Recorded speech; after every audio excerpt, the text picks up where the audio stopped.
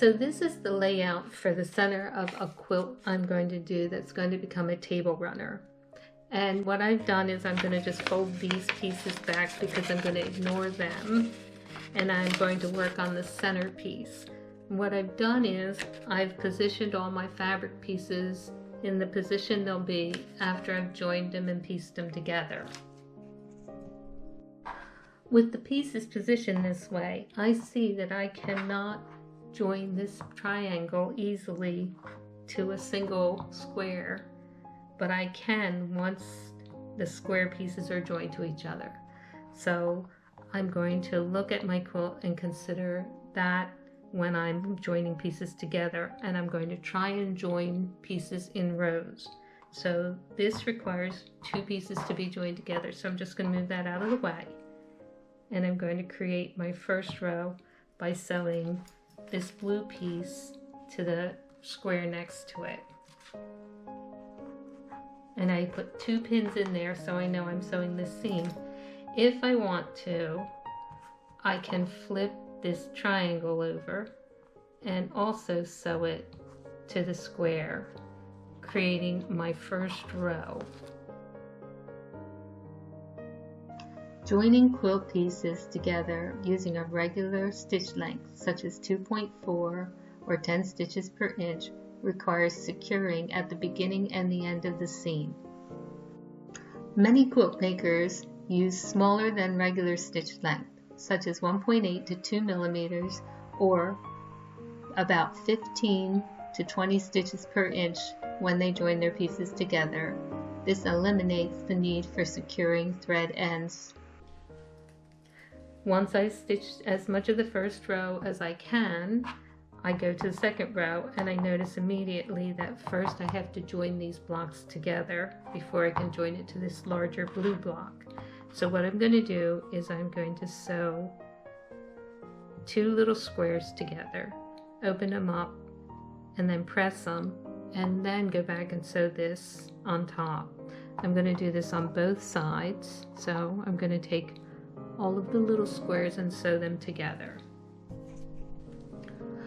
So I've pressed this piece. The important thing is both seam allowances are away from the sheerest, lightest color because you don't want them to show up and be a shadow. I'm going to put that back in position so I know where it belongs. And I've also pressed my blue and red squares, and now I can join them to this red rectangle along this stitching line and create a whole square.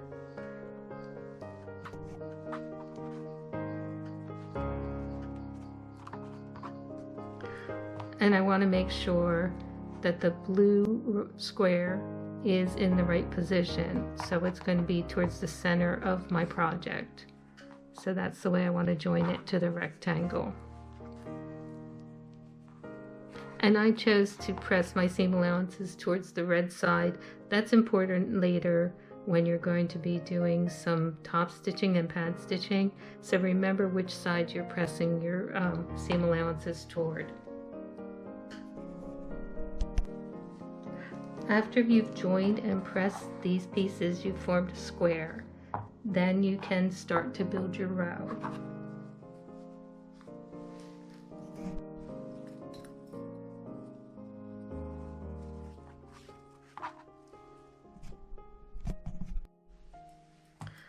I have to try and make sure these pieces meet so that it looks like the line's unbroken where the 2 blue squares meet.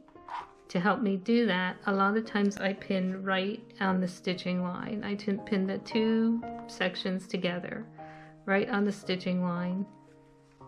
And another trick is, if my seam allowances are all pushed one direction, I stitch so I'm not stitching against the seam allowances that are pressed. So I stitch holding them in place, and it gives me a little bit of an easier time sewing the pieces to one another.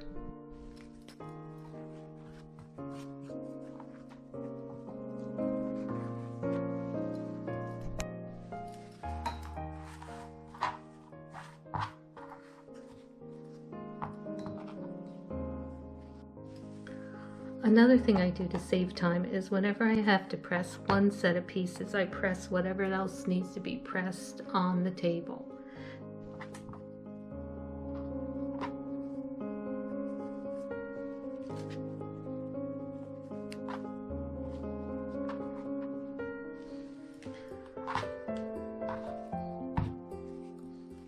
Both areas are pressed because I'm going to now join it to another piece.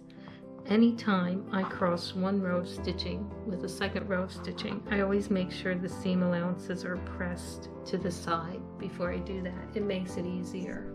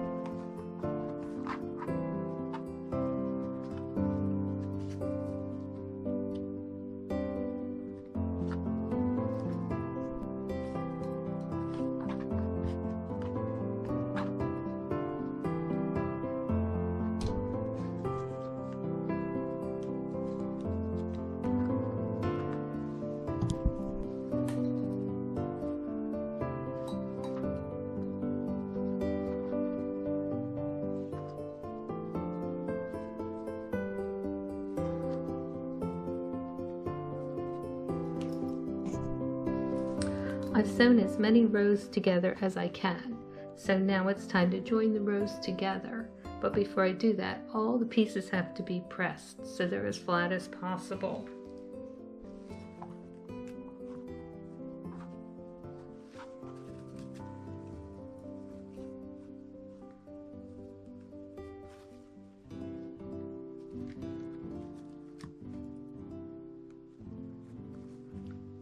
First I match the stitching lines. Notice how there's a gap here. It doesn't fit smoothly.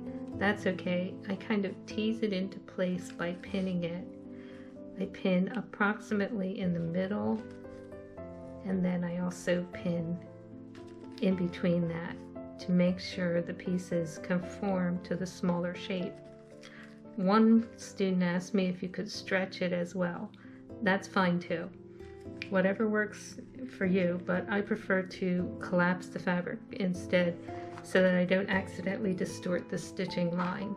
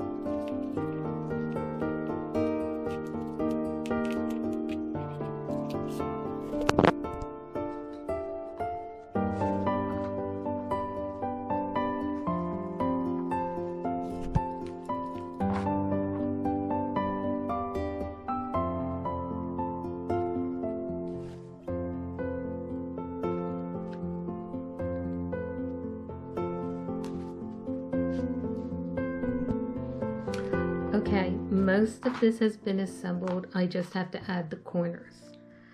This hasn't been pressed yet, but two of the blue squares have had their seam allowances pressed, so I'm going to go ahead and add the corners there. Then I'm going to press the rest of the patchwork and add the final corners.